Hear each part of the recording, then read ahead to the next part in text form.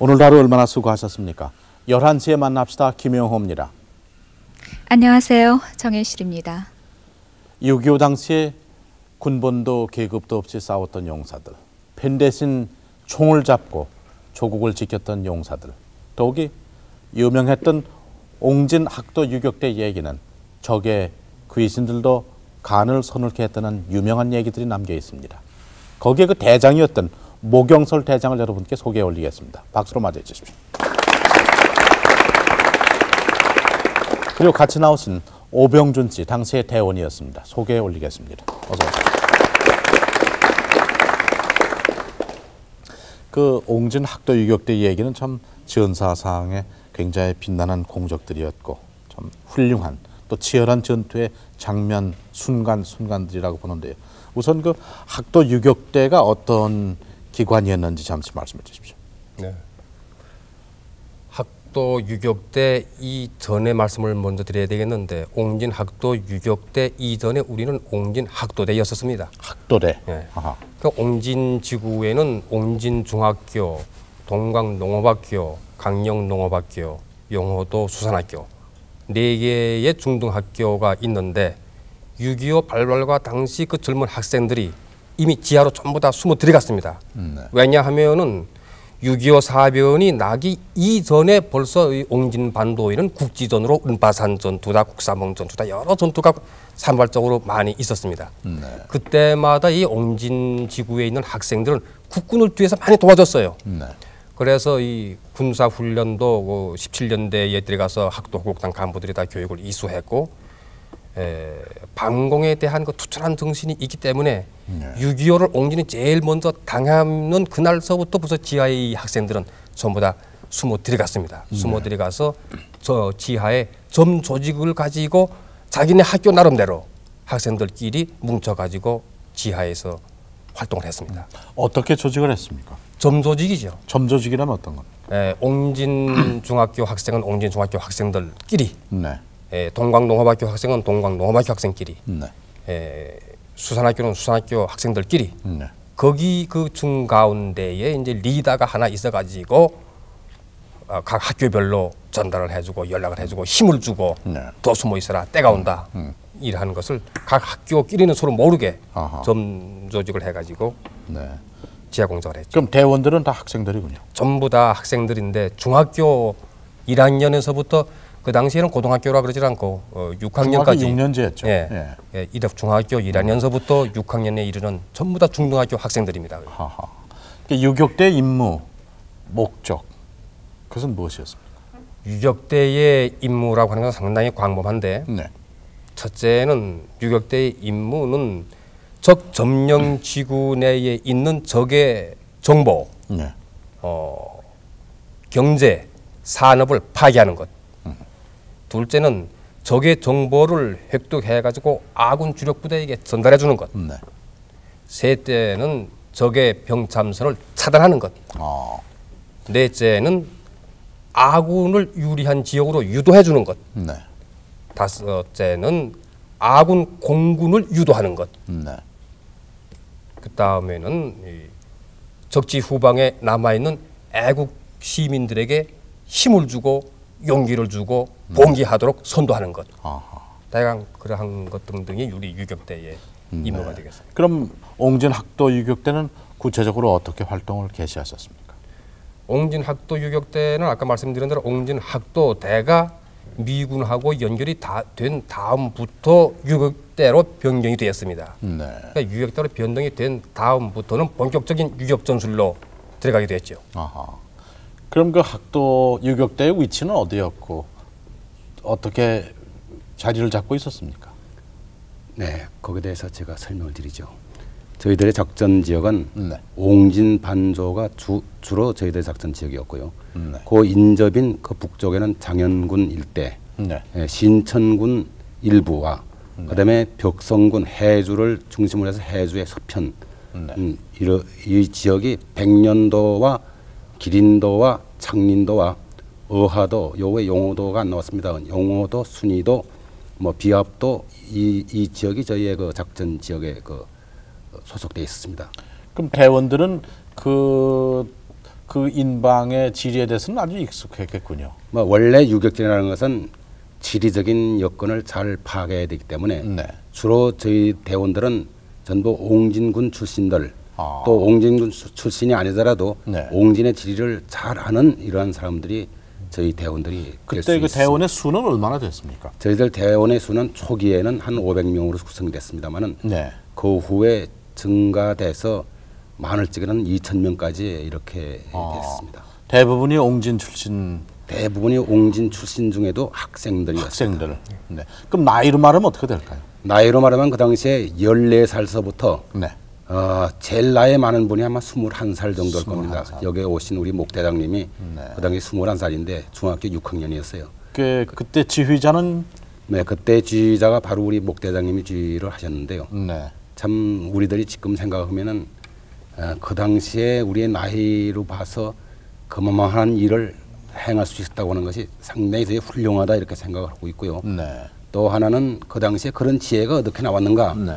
이것을 한번 생각할 적에 네. 참 대단한 일을 했다 이렇게 네. 자부합니다. 아, 그러셨군요. 그 당시에 뭘 하시고 계셨습니까? 학생이셨겠죠. 그 당시 6.25 발발 당시 저는 배제 중학교 6학년이었었습니다. 네.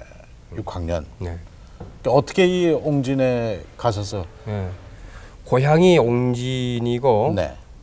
6.25가 발발돼서 저는 서울 시내에서 1개월 동안 있었어요. 네. 그래서 서울이 북괴군으로부터 점령 당하고 나니까 네. 김일성 대학생들이 배제 강당에가 와가지고 뭐 연설을 하고 뭐 하고 떠들어대고 그러는 것 같이 제가 다 보고 네. 옹진에 저희 아버지가 홀로 계셨습니다. 네. 그래서 아버지를 찾아가야 되겠다 하는 결심을 해가지고 네. 그 당시 현 전선은 벌써 수원이 떨어지고 천안이다 오산이다 남으로 남들은 전부 다 피난을 가지만은 네. 나는 역행을 했습니다. 나는 북으로 가서 아버지를 찾아야겠다 하는 생각에서 북으로 해서 임진강을 건너 예성강 건너 북한 땅은 밟지를 않고 네. 파랗게라고 하는 강을 또 건너서 옹진반도로 들어서서 네. 고향 땅에 들어갔죠. 그 아버님을 네, 답하였습니다. 만납해주셨습니까? 네. 오병준 씨는 어떻게 유격대에 네. 참가하시게 됐습니까? 저도 서울에서 서울농업학교를 다녔습니다. 그 네. 당시에 4학년이었었는데요. 그때 서울에서 저는 거진 유교가 9.28 수복이 될 무렵까지 서울에 있었어요. 네. 이따 도저히 서울에 있을 수가 없고 배가 고파서 먹을 게 없어서 네. 결국엔 도보로 걸어서 그 옹진 땅을 서울서 500리인데 500리길을 일주일 만에 걸어서 고향을 갔습니다. 네. 어떻게 가보시니 옹진이 어떤 상황에 처해 있었습니까? 네, 제가 가자마자 얼마 안 있어서 9.28 수복이 됐고요. 네. 그때 그 북계군이 그 철수해서 가는 광경을 목격을 했습니다. 그때 그 목격을 보고 제가 저 나름대로의 그 느낀 것이 있었습니다. 네. 첫째 가니까 저희 큰 형님이 그 당시에 그 구장을 했어요. 네. 그래서 그 북계 도당들한테 이제 매를 맞고 고역을 받아가지고 저희 형님이 누워 계셔서 오늘 하는 이런 전시를 보고 봤고 또 그다음에 걔네들이 그 후퇴하면서 우리 남한에 있던 그 유지들을 몽땅 잡아다가 옹진에는 광산이 있습니다. 금광 옹진 광산이라면 상당히 큰 광산인데 네. 옹진 광산, 구곡 광산 또 여러 가지 굴이 있는 광산에다 이 유지들을 다 잡아서 새우 담그는 식으로 다 잡아 거기다 죽였어요. 여기서 낸 중에 수복된 다음에 뭐 저희들이 가서 그 시체 발굴도 했습니다만은 네. 이 현장을 보고는 누구든지 가만히 있을 수가 없는 네. 이런 상태에서 뭔가 해봐야겠다. 공부가 문제가 아니고 이 그렇죠. 일은 나라를 위해서 뭔가 해봐야겠다는 이런 심정에서 그 다음에 이제 가면서 걔네들이 학교, 면사무소, 무슨 교회, 네. 몽땅 그 공공시설은 다 풀어놓고 도망을 갔어요. 그래서 펜 대신 총을 잡으신 그렇죠. 가장 큰 계기가 거기에 있었군요. 유격대는 어떻게 조직이 시작이 됐습니까? 그 옹진 학도대로서 우리가 지하 조직을 해가지고 네. 9.28이 되니까 유엔군이 북진을 함과 동시에 우리는 지상으로 나왔습니다. 그랬죠. 네. 지상으로 나와가지고 경찰이나 행정기관이 올 때까지 우리 학생들이 먼저 치안을 했고 치안 임무가 다 끝이 날 무렵에는 이제 경찰이 왔기 때문에 끝이 났는데 네. 경찰이 온 다음에는 선무 공작을 하고 남쪽에 KBS 방송을 그 라디오 한 대 갖다 놓고 발동기를 전기도 없고 뭐 하니까 발동기를 돌려가면서 그 뉴스를 들어가지고 국민들에게 써서 보도해서 주고 알려주고 하는 일을 학도대 때 이제 했죠. 그러자 이제 일사후퇴가 되니까 그 뭐 북진 당시에 또 우리 그런 게 있어요. 완장도 많고 무슨 기관 상당히 많습니다. 다시 일사후퇴다 하니까 그 큰 소리 치고 완장 차고 뭐 하던 뭐 총칼 맨 사람들은 제일 먼저 다 설설해 버리고 어린 학생들만은 안 했어요. 우리는 우리 향토를 저기 눈앞에 올 때까지는 지키자. 그래가지고 다 행정기관이 철수한 다음에 학생들만이 남아가지고 20리밖에 왔다 10리밖에 왔다 할 때에 창린도라고 하는 섬으로 후퇴를 했고 거기에서 100년도에 있는 미군 부대하고 연결이 되면서부터 유격대가 된 겁니다. 그것이 옹진학도 유격대죠. 그럼 본부는 어디다 두셨습니까? 본부는 최초에는 창린도입니다. 창린도. 네. 창린도는 4개의 섬으로 구성되어 있나요? 아닙니다. 몇 개입니까? 옹진 반도 앞에가 5개 섬이 있는데 5개 섬, 용호도, 순이도, 어화도, 창린도, 기린도 뭐 거기 기타 이제 비압도, 마압도가 있는데 그건 조그만 섬들이고 그러한 섬들이 옹진 반도에 속입니다. 그럼 그 보급은 역시 유엔군에서 받으셨나요? 보급이라고 그러는 것이 최초에는 식량 보급은 없었어요. 그건 없고. 유격 활동을 해서 정보 제공하는 가치에 따라서 무기를 주고 이렇게 했습니다. 그 어떤 지원입니까 그것이? 무기와 또? 무기와 그다음에 통신 장비가 있어야 되죠. 그렇군요. 적지 후방에가 들어가서 통신을 해야만 되니까. 그러니까 그 유격전이 가장 필수적인 장비가 통신 장비입니다. 통신 장비하고 지도 볼 줄 아는 방법. 덩키 11이라는 명칭은 그건 이제 그 미군이 부르는 명칭이죠. 우리 자신은 옹진학도 유격대라고 하지만 미군 사람들이 옹진학도 유격대라고 부를 수가 없지 않습니까? 그렇죠. 그러니까 미군 사람은 자기네 사령부의 나름대로의 그 유격대의 조직이 있으니까 동키 1, 2, 3, 4, 5 하면서 이제 우리가 11까지 간 겁니다. 그 유엔군이면 그 중에 어느 군대인가요? 어느 나라 군대인가요? 미 극동사령부 G2 산하의 직속 부대로서 8240 부대로서 100년도에 레오파드 베이스 표기지 레오파드 표기지 부대가 주둔하고 있었습니다. 그럼 8240 부대와 연결이 되는 거죠? 그렇죠. 그 미군은 어떤 작전을 도서에서 하셨습니까? 그거 뭐 여러 가지가 많습니다. 이제 그죠, 대표적인 거는 대표적인 것을 말씀드린다면은 우선 저희들이 기억에 좀 남는 것이 알랑리 전투라고 있습니다. 유격대의 본 임무가 충격적인 습격을 가하는 것. 대병력이 동원되어 가지고 충격을 가하는 것이 하나의 임무가 있는데 51년 6월 22일 적지에 침투했던 우리 공작대의 그 기순 공작에 의거해서 북괴군 한 명을 기순시켜 왔어요. 그러니까 옹진 반도에 이러한 5개 도소에 소위 무장 간첩 소굴들이 많이 있기 때문에 이네들의 상륙을 저지시키기 위해서 일개 대대가 주둔해 가지고 포진지를 구축하고 있다 하는 북괴군의 기순병으로부터의 정보를 획득했습니다. 그 육지에 나가 있는 우리 공작대원들한테 확인해 보니까 그게 사실이에요. 좋다. 그래가지고 1대대와 2대대 또는 그 부대 본부가 있는데 그 이제 작전 참모들 이하 다 모여가지고 6.25 1주년을 기념하는 보복 습격을 한번 하자. 6월 22일 날 기술을 해왔으니까 좋다 해가지고 6월 24일 날 출발을 해가지고 25일 새벽에 알랑이라고 하는 곳에 침투를 해서 들어갔습니다. 알랑리. 그건 어디쯤 있습니까? 거기 옹진방도 흥미면인데 이 등산곳 일대의 포진지를 구축하기 위해서 일개 대대가 새로이 주둔하고 있는데 그 북괴군 23여단 소속입니다. 그러니까 새벽에 그것을 아주 대대적으로 습격을 했는데 그 뭐 총소리가 아니라 째뜨기 5대가 날아가는 그런 소리예요. 사방에 뺑 그 디귿자로 포위를 해가지고 제2대대가 습격을 하고 우리 1대대는 북괴군이 설치하고 있는 이 포진지를 하나하나 찾아다니면서 파괴를 하고 한쪽에선 습격하고 한쪽에선 포진지를 파괴를 하고 자 하는데 유격 때에는 빠른 시간 내에 습격을 하고 빨리 철수를 해야 합니다. 그렇겠죠. 네. 그런데 습격을 성공적으로 해가지고 84명의 북괴군 포로를 잡았는데 네. 잡아가지고 우리 대원들이 이제 배 있는 쪽으로 인솔해가지고 가는데 느닷없이 우리 후방에서 총탄이 날아오기 시작하는데 확인해 보니까 북괴군 일개 소대가 어디서 나타나가지고 아하. 뒤에서 사격을 가해서 우리가 다시 역습을 당하는 겁니다. 네.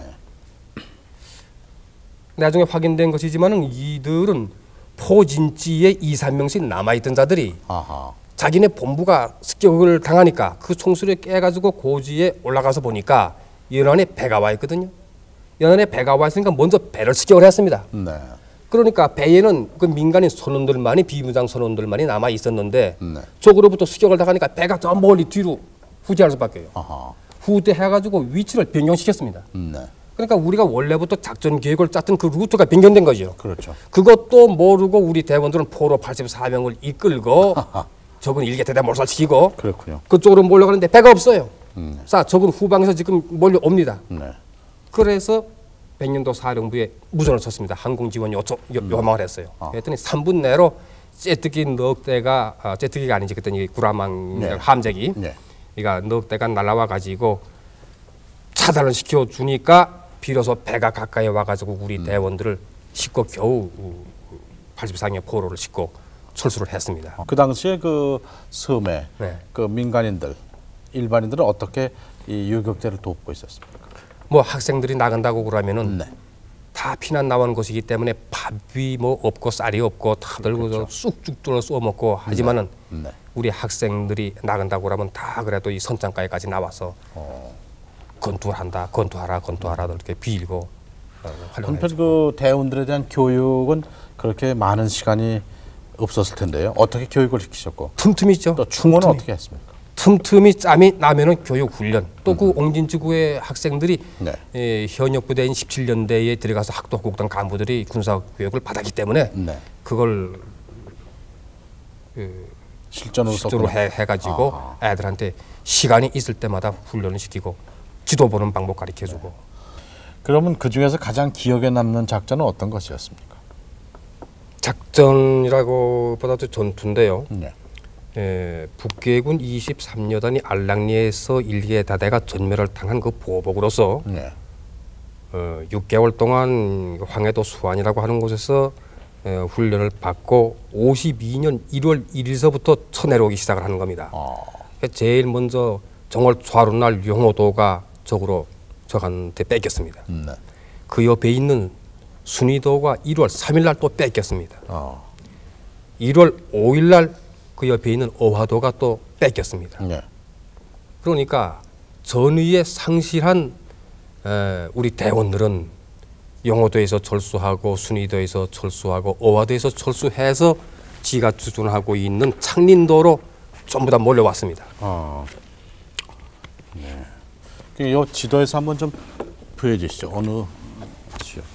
여기 용호도는 안 나왔군요. 네.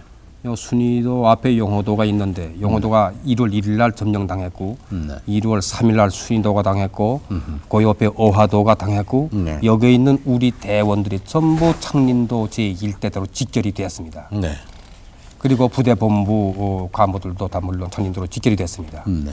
여기에서 전의를 상실한 우리 대원들은 이미 기린도로 철수를 시켜버리고 아하. 일대대하고 연대본부, 부대본부입니다. 부대본부 간부들만이 남았습니다. 네. 그 다음에 전투가 어떻게 계속이 됩니까? 네. 우선 이 창린도도 곧 적이 상륙할 것이다 하는 것을 예상 안 할 수가 없죠. 그렇죠. 그런데 그 창린도에 나와 있는 약 10만 명에 가까운 피난민, 네. 이 국민들을 전쟁이 벌어지면 이 국민들을 어떻게 할 것이냐. 그렇죠. 우리는 기왕에 죽으려고 결심을 했던 몸이니까 네. 우리는 죽더라도 이 국민을 어떻게 해야 할 것이냐. 그러니까 1월 5일 날 어화도가 떨어진 다음인 1월 6일 날 백년도 사령부에게 피난민 수송용 LST 15척을 보내달라 했더니 백년도 사령부에서 군수물자 수송할 배도 없는데 무슨 LST 15척이 어디가 있느냐. 못 보내겠다. 없다. 1월 7일 날 또 무전을 치는 겁니다. 네. 우리의 국민을 살려주지 않으면 우리는 여기서 전부 다 자결해버리고 말겠다. 네. 우선 우리 국민부터 살려야 되겠다. 그랬더니 1월 8일 날 LSD 7척만이 왔어요. 15척을 요청했는데 7척이 이 창린도로 왔습니다. 그 LSD가 원래 덩치가 큰 것이 7척이 싹 모여드니까 적지에 있던 북계군은 가만히 있지 않죠. 그 육지에서부터 포를 쏘면 창린도가 그냥 떨어집니다. 가까운 거리입니다. 네. 그러니까 육지에서 포를 계속 LSD 있는 쪽으로 사격을 하는데 네. 거기서 저는 외쳤죠. 모든 피난민들은 저 배를 타라. 아하. 그래서 거기서 겨우 7척에 태워가지고 내려보낸 것이 이 제1차로 목포로 내려보냈습니다. 아하. 그렇군요. 피난민을 아슬아슬하게 1월 8일 날 내려보냈는데 그 다음 날 1월 9일 날 저기 산욕을 했습니다. 약 400명에 가까운 저기 네. 산욕을 했어요. 네. 이미 전의를 상실한 우리들이 새벽 4시부터 전투가 동쪽에서부터 벌어지는 것이 계속적으로 철수를 하다 섬 끄트머리까지 왔습니다. 네. 그날이 1월 9일이니까 겨울 아닙니까? 네. 날씨는 영하 21도, 바람은 몹시 또 춥게 불고 눈은 부닥치고 했어요. 끄트머리까지 이제 왔는데 뭐 어디 갈 데 올 데가 없어요. 사방에 바다니까 그렇죠. 네가 죽지 않으면 내가 죽는다. 갈 데 올 데가 없어요. 그러니까 끄트머리까지 와서 보니까 바닷물이 들어오면은 조그만 섬이 되고 바닷물이 쓰면은 도보로 갔다 왔다 할 수 있는 조그만 바위가 하나 있어요. 그것을 우리가 보리바위 또는 보리섬이라고 말을 하는데 맨 끄트머리까지 왔을 때 나는 대원들한테 마지막이다. 있는 힘을 다 해서 헤엄을 쳐서 저 섬까지 건너가라. 명령을 내렸어요. 네. 그 당시 옆에 있는 이 친구는 그 고지에 너는 지키고 있어라. 네. 했더니 대장의 명령이니까 철수 명령이 뭐 그때 철수하고 도망가는 판국에 어제 철수해라 뭐하라 하는 명령을 하다랄 시간도 없었어요. 그렇겠죠. 대장의 철수 명령이 없다고 해가지고 고지에 그냥 지켜지고 있다가 이 친구는 포로로도 잡혔네. 잡혀가지고 또 이 적지까지도 끌려갔다가 다시 남하를 하지 않고 그래도 또 하도대에서 일한다고 또 들어왔어요. 알겠습니다. 거기서 그런데 적지에 그거- 끌려가신 얘기 조금 듣고 넘어가죠. 그날 습격을 받는 날 밤까지 제가 라디오 청취를 해갖고 라디오도 지금 같은 그런 라디오가 아닙니다. 발동기를 돌려갖고 전원기를 발동을 시켜가지고 그 삑삑하는 소리 갖고선 그냥 몇 번 덜어갖고 속기를 할 줄 압니까? 그걸 덜어서 응용해갖고선 매일매일 새 소식을 붙이고 근데 그날도 밤늦게 아마 그걸 다 해놓고선 잠을 자는데 그날 갑자기 적의 침투에 들어왔어요. 그래서 저보고 대장님이 너는 석현에 가서 배가 대기가 있을 테니까 배 타고 있어라. 다 라디오랑 가지고 가서 배 타고 있어라. 이렇게 얘기를 해요. 그래서 제가 저 혼자 살아서 갑니까? 죽어도 같이 죽고 살아도 같이 삽시다. 하고 대장님 앞에 붙었어요. 그래서 저는 무기가 없습니다. 그래서 이제 대대가 직결됐는데 대대에 가니까 무기가 없어서 무기고에 갔더니 그 노획한 무기들 R15총, 9구식 뭐 이런 것들이 많이 쌓였는데 거기서 총 하나를 가지고 총을 실탄을 가지고 수류탄을 가지고 같이 OP에 올라갔어요. 올라가서 적이 이제 적견에 들어오는데 네. 그 총이라는 게 항상 수입을 하고 해야 되는데 수입이 안 돼 있는 상태니까 한 번 쏘니까 누르붙어서 총이 쓸모가 없게 돼요. 부즈게 그러고 말았어요. 그래서 후퇴 명령에서 후퇴 해서 끝까지 가니까 배는 다 걸어놓고 이제는 갈 데가 없어요.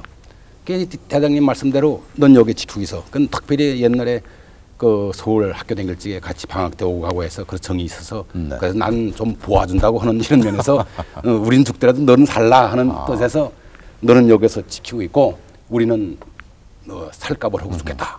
하고선 이제 거기 다시 전의를 가다 넘어가고선 공격 명령을 하면서 나갔어요. 그래서 저는 거기가 기다리고 있어요. 기다리고 있는데 아니 후퇴갖고 이쪽으로 올 줄 알았는데 저쪽으로 빠져서 나간 거예요. 그러니까 나 혼자 고립된 거죠. 이렇게 보니까 뒤에서 인민군이 뒤에서 달려왔어요. 그래서 그 낭떠러지가 이래서 낭떠러지 툭 떨어져갖고서 모래사장에 떨어졌는데 떨어져갖고 섬으로 가려고 보니까 바로 내 앞에가 이게 저게 막심 중기 순행식 그 중기가 있는데 이 순행식 중기 2대를 놓고선 우리 아군을 때리는데 우리 아군들이 그 물 바닷속으로 들어가서 지금 시험을 쳐갑니다. 시험을 쳐가는데 그때 제가 보는 그 관점에서 볼 적에는 우리들이 그 낫 있죠. 시골에서 풀 비는 낫을 가지고 큰 풀들이 있는데 딱 치면은 풀이 쫙 넘어지는 환경을 볼 겁니다. 꼭 우리 대원들이 죽는 게 전부 그런 식으로 쫙 쓰러져요. 아하. 이렇게 가던 사람들이 쫙 쓰러져서 바다에서 그러니까 그냥 뭐 사냥을 하니까 전부 다 죽는 거예요. 그러니 감히 그 뒤에 따라갈 수도 없고 벌써 앞에 인민군이 벌써 앞에가 있고 뒤에 달렸는데 내가 어쩔 줄이 없어 거기서 결국엔 붙잡혔어요. 아하. 붙잡혀서 저는 야 완전히 다 전멸했구나. 그래도 나만 살았구나 이렇게 네. 생각했는데 아하. 내중에 그 후에는 그 어떻게 됐는지 모르겠습니다. 그래서 저는 거기서 그 후에 붙잡혀 가가지고 이제 옹진의 광산의 걔네들이 그 안전부 우리는 현역군이 아니기 때문에 포로가 아니고 이 정치범으로 취급을 해서 안전부에서 우리를 이제 취급을 하는데 안전부에 가서 신문을 당했죠. 그 장린도에서 철수하신 후에 다시 장린도 들어가셨죠? 네. 언제쯤 들어가셨습니까? 그러니까 그걸 조금 그 앞에서 말씀을 좀 드리겠는데 그 바위를 바다 건너서 이제 건너가지 않았습니까? 네. 건너가 보니까 조그만 다행히 굴이 하나 있어요. 오후 6시에 건너가는데 겨울에 오후 6시면 벌써 깜깜해집니다. 그렇죠. 그 6시에 들어가니까 전부 옷들은 다 젖었죠. 네. 그래서 옷을 다 벗어라. 벗어놓고 살과 살을 비벼대라. 네. 그러니까 대원들끼리 그 굴 속에서 살과 살을 비벼대는데 거기에서 나오는 그 수증기가 이 기차 스팀 뿜는 그런 식이에요. 네. 그 젊은 혈기에 네.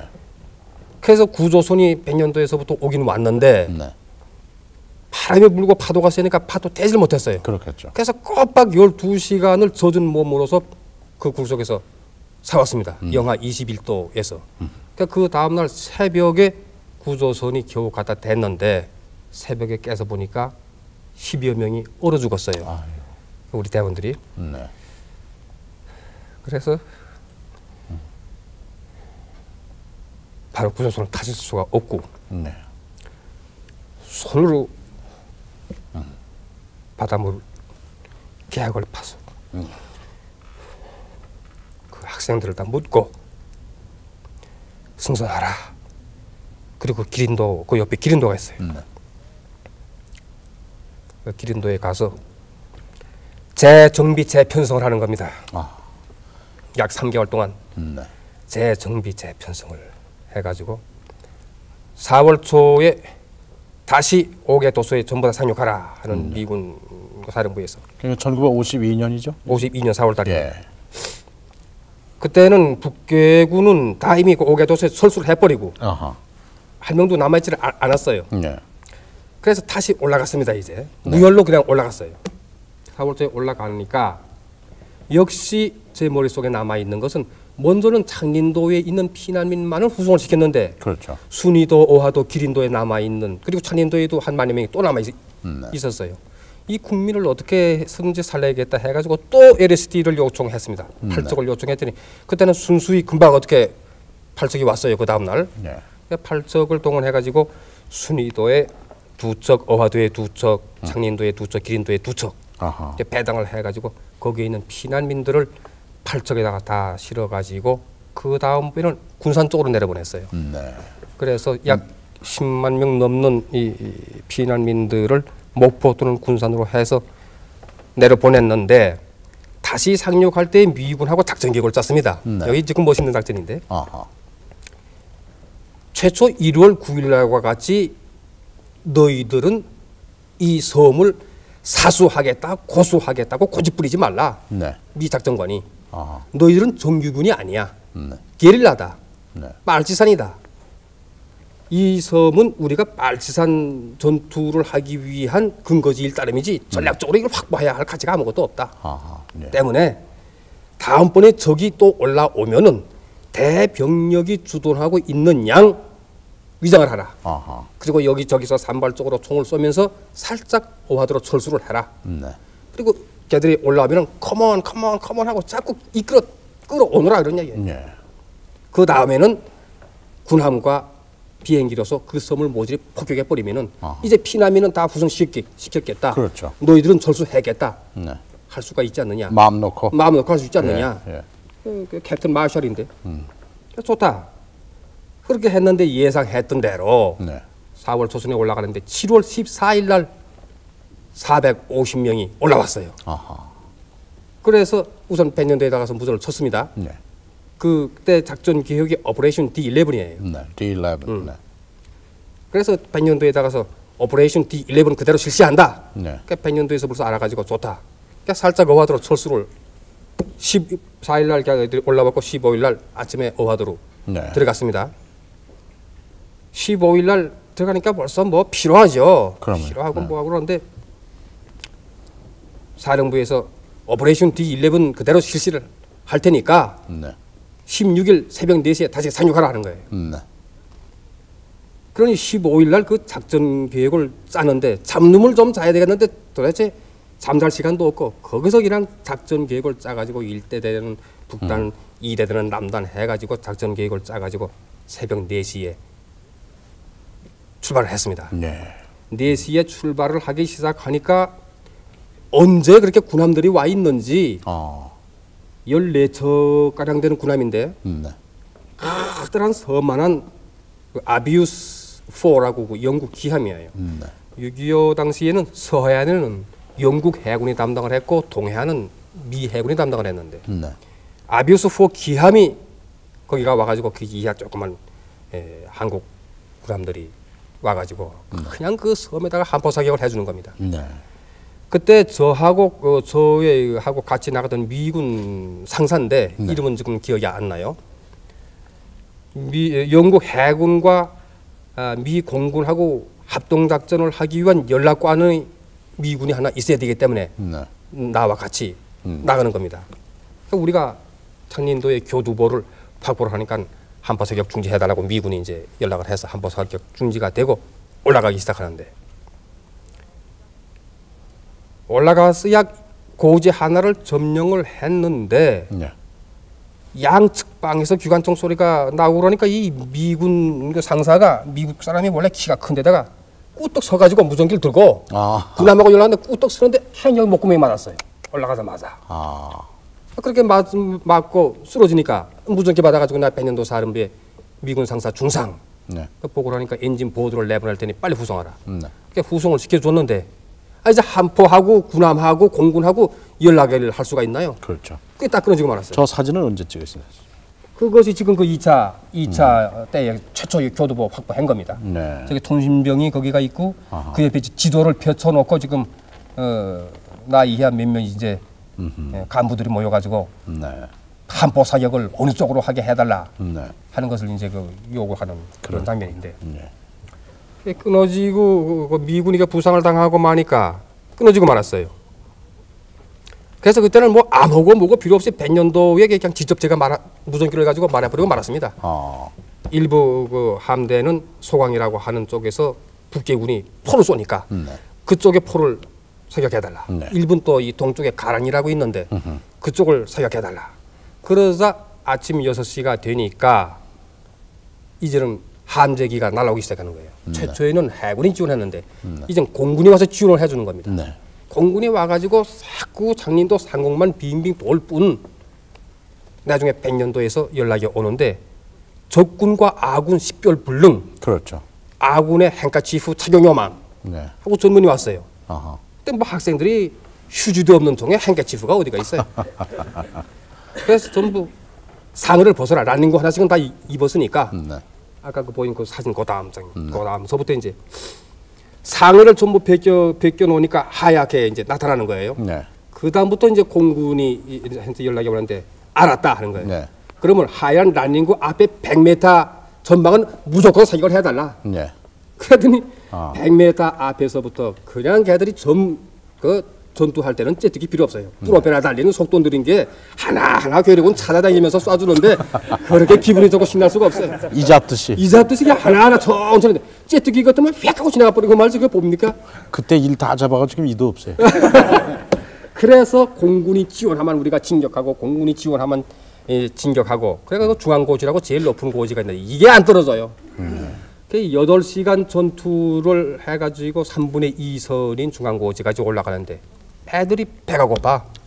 거기가 졌어. 실탄도 떨어졌어. 또 실탄보다는 수류탄이 필요해요. 그렇겠죠. 그 바닷가에는 바위가 많습니다. 예. 바위 틈에 괴뢰군 아이들이 배겨 있으면은 아무리 직사로 나가는 소총 가지고 사격을 하더라도 안 돼요. 그럼 반드시 수류탄을 던져서 굴려서라도 죽는 건데. 그래가지고 백년도 사령부에 식량 및 실탄 수류탄 보급 요망 하고 무전을 치니까 그 한 2시간 후에 C-46라고 하는 수송기가 와가지고 낙하산으로 뭘 자꾸 떨어뜨려 주니까 야 식량 온다고 말이야 레이션 온다고 좋아했죠. 네. 가서 뜯어보니까 식량 하나도 없어. 실탄하고 수류탄만 오고. 아, 그게 얼마입니까? 그래도 기분 좋죠. 그게 얼마? 그게 기분 좋죠. 그러니까 애들이 또 사기가 100배 되어가지고 나머지 2시간을 더 전투해가지고 450명 상륙한 것을 그냥 105명 네. 105명을 포로로 잡고 네. 완전히 섬멸해버리고 말았죠. 축하합니다. 그러니까 그 보복입니다. 1월 9일 날에 보복이다. 아하. 그래서 1월 9일 날에 보복을 그렇게 알겠습니다. 했는데 예. 이때 또 재밌는 게 하나 있어요. 예. 한참 전투를 하는데 북계군 지휘관이 목대장을 바꿔달라고 무전이 왔어요. 우리 사이클하고 연결된 겁니다. 네. 연결이. 네. 야, 이 새끼 봐라. 통신대장관이. 아이 목대장님 북계군 지휘관이라고 그러는데 대장님 바꿔달랍니다. 이거 여러 학생들 잘 들어야 돼요. 바꾸니까 나 인민군 소주와 누구누구다. 너 목대장이냐? 네. 그럼 목대장이라고 하는 걸 걔들도 알고서 넘어온 거예요. 예. 그렇다 하니까 걔가 하는 얘기가 저 미군 비행기 미군 해군 다 초수시켜버리고 네. 너와 나와 실력 대 실력으로 한번 여기서 해보자. 이렇게 나오는 거예요. 그때의 여러 학생들 뭐라고 괴뢰군에게 답변을 하겠어요. 나는 답변했습니다.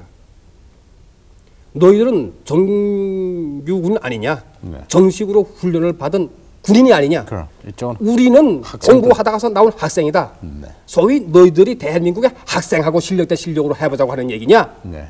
우리 국군 앞에 가서 실력 대 실력으로 해보자고 외쳐라.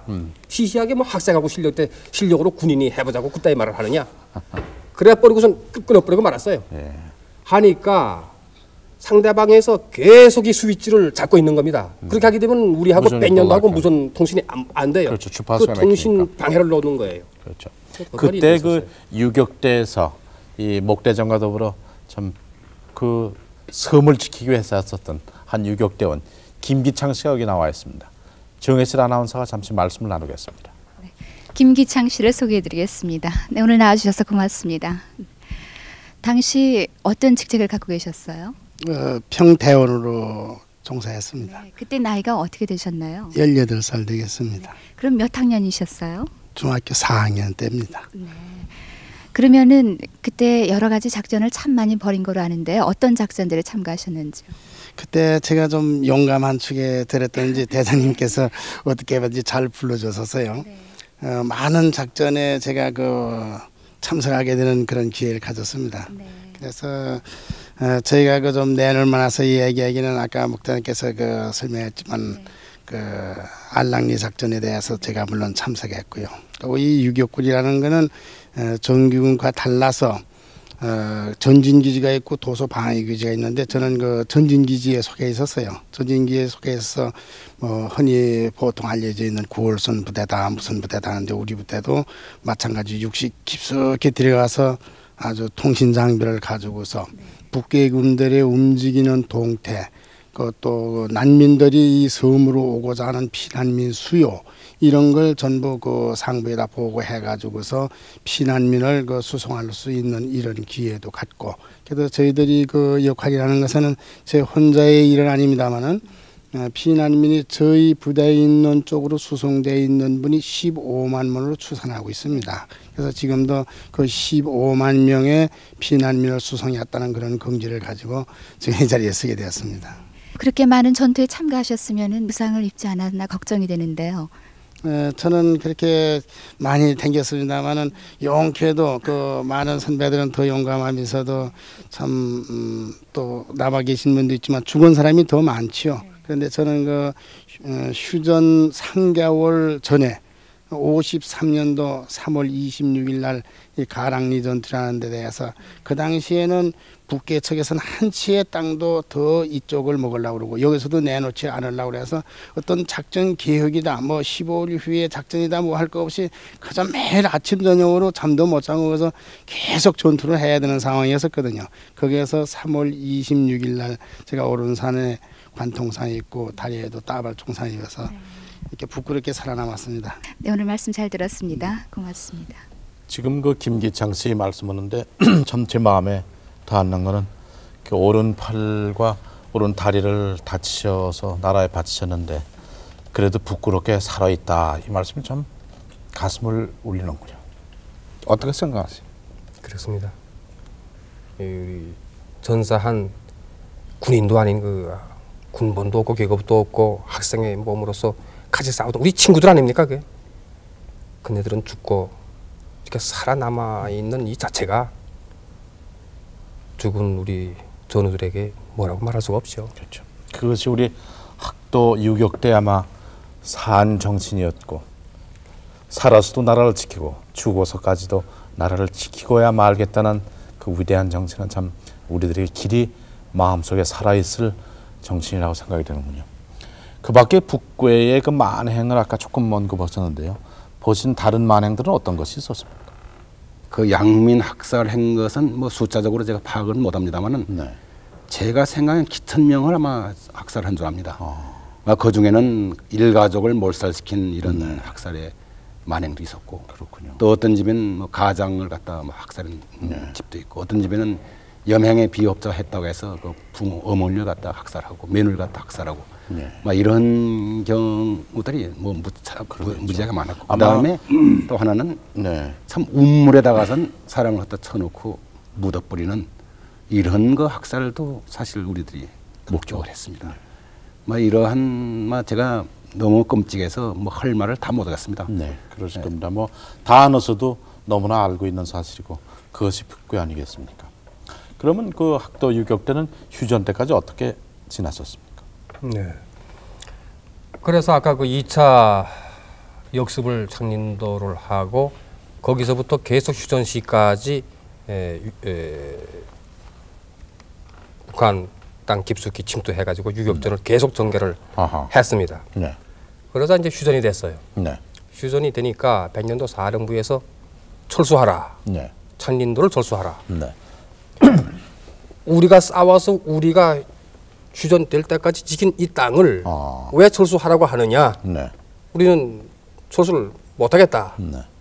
그러니까 백년도에서 철수를 하지 않으면은 북괴에 귀화하는 걸로 인정 폭격을 하겠다는 겁니다. 아, 그래서 할 수 없이 휴전시까지 대침투 공작을 하다가 명예의가 해서 대정도로 철수를 했어요. 네. 이 유엔군 사령부에 사열을 하셨다는 얘기 있는데 그게 무슨 얘기인지 좀 설명. 사열이 아니라 예, 아까 말씀드린 그 창린도의 영국 해군과 미 공군과 예, 연합 합동 작전을 하지 않았습니까? 예, 했더니 영국 해군 기함에서 네, 지상군 사령관 면담 요망 네. 이런 전문이 왔어요. 그러니까 지상군 사령관 면담 요망. 면담 요망 그 제독이 예. 그러니까 발신자는 누구예요? 그 기함 아비우스 후어 기함장 아, 이렇게 왔어요. 그럼 뭐뭐 제독이겠네. 제독이죠. 예, 그러니까 아마 뭐 투스타나 쓰리스타쯤 되는 줄 알았던 모양이죠. 그 영국 그 제독은. 예, 지상군 사령관 면담 요망 하니까 그러니까 우리 참모장 김용훈 동지가 있는데 야, 너 같이 가자. 목대장, 목대장 가시죠, 이거. 그 가니까 그 뭐 밧줄 사다 큰 엔진 보드를 타고서 이제 가니까 큰 군함인데 밧줄 사다리를 내려놔요. 네, 그러니까 둘이서 그걸 타고 올라가니까 내가 서울서 공부할 때 미군 해군과 육군을 봤을 때 영국 해군은 못 봤거든요. 네, 아니 모자도 삐뚤어 쓰고 네. 무슨 반 쯔봉 입고 스타킹 운동 선수들이 쓰는 스타킹 같은 걸 신고 무슨 피리를 옆에서 부르고 있어요. 네. 야, 이걸 뭐 무슨 피리를 다 뭔가 하여튼 그 옆에 이열로 또 도열을 해가지고 바트러총을 해요. 아, 그 요새 같으면 다 교육을 받고 아니까 이것이 의장대구나 이것이 뭐 스코틀랜드 피리의 의장대구나 하는 걸 알았었겠는데 네. 그 학생이 뭘 압니까? 네. 그러니까 도착했으면 영국 국기를 향해서 그래도 경례도 하고 들어가야 되는데 그냥 올라갔죠. 구경하셨구나. 구경했죠. 들어가니까 이제 기함장이 나와가지고 이 대머리 큰 머리가 하얀데 제독이에요. 와가지고 보더니 이게 조그만 애들 2명이 올라온단 말이야. 그 사람들이 물어요. Are you ground commander? 네가 지상군 사령관이냐? 그럼 내가 no 할 필요는 없지. Yes 하지. Yes. 또 한 번 물어요. 머리카락 갸뚱하더니 Are you soldier? 그러더라고. 그때 no. We are student. We are student 게릴라. 하니까 게릴라 그러니까 그때 I see 하면서 앉으라고 그래요. 그 영국 함장이 뭐 더 물어본 건 없었어요? 예. 그 설명을 다 하고 나니까 감사하다. 영국에 돌아가서 우리 영국 학생들에게도 한국에 일한 훌륭한 학생이 있노라 하는 것을 설명해 주겠다. 그러면서 뭘 대접하고 싶은데 뭘 먹겠느냐. 그 뭐 요새같이 뭐 비프스테이크나 뭐이나 뭐 좀 양요리의 이름이라도 알았으면은 뭘 먹겠다라고 이야기를 하겠는데, 그래서 옆에 있는 우리 김영훈 동지 보고 야 뭘 먹겠느냐고 묻는데 어떡할래? 그러니까 그 친구가 한다는 소리가 초콜릿라고 얘기를 했어요. 그러니까 그 제독이 알아차리고 초콜릿 한 개씩 갖다 줘요. 그래서 그걸 먹고 나니까 한 박스를 또 주대요. 예. 그래서 그걸 가지고 내려왔습니다. 내려올 적에 또 역시 그 도열하고 뭐 피리를 물고 그러더군요. 육군 지상군 사령관은 초콜릿도 한 통으로 대접을 받으셨군요. 정말 학생들이죠. 학생들이니까 그래서 초콜릿이나 껌밖에 모르는 학생들. 참. 역시 나라를 지키겠다는 마음밖에 아무것도 아는 게 없는 거죠. 지금 저것은 무엇입니까? 저거는 파티산 커맨드라고 그러는 건데 이 소련 발음으로 빨치산이라고 합니다. 우리도 빨치산입니다. 이 빨치산이라고 하게 되면은 북괴군 중에서도 가장 악랄한 골수분자가 빨치산이다. 우리는 6.25를 체험한 사람은 그렇게 느끼는데 우리나라에도 저와 같이 빨치산 사령부가 있었다. 그 당시 빨치산 사령부에서 나에게 신분증으로서 이제 준 겁니다. 저게 목대장의 신분증입니다. 또 용케 오늘날까지 그러게 그 기념물로서 제가 가지고 있어요.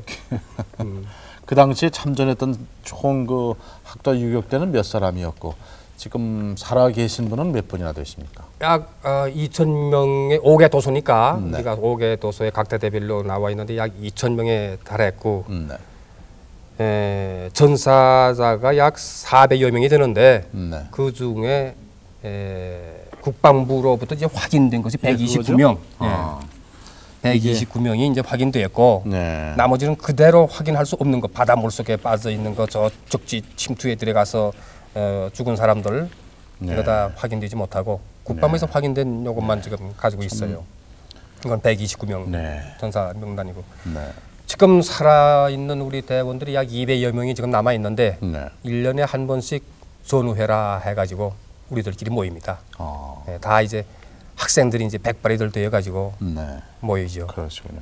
그러면 그와 같은 참 국가를 위해서 수고하시고 목숨 바치시고 몸 바치시고 마음 바쳐서 지키셨는데 국가로서 어떤 훈장이나 혹은 계급 그밖에 보훈에 대한 조처는 어떻게 취해지고 있습니까?